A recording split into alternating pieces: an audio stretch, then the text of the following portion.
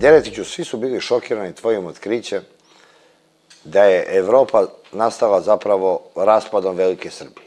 Bili su šokirani zato što se to nije izučavalo, iako u literaturi ima toliko podataka. Znači, čitava Evropa tad je bila srpska.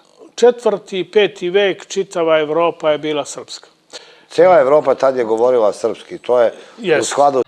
A ova priča oko kolonizacije Marsa, koliko je to realno? Ovo što pominje Elon Musk? Elon Musk, on je iz Republike Srpske, ako se ne varam.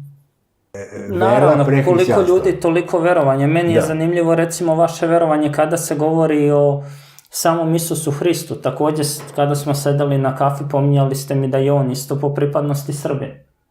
Da, zato što ako je više miliona ljudi donešeno od nekud, iz kosmosa na zemlju, i ako su svi govorili jednim jezikom.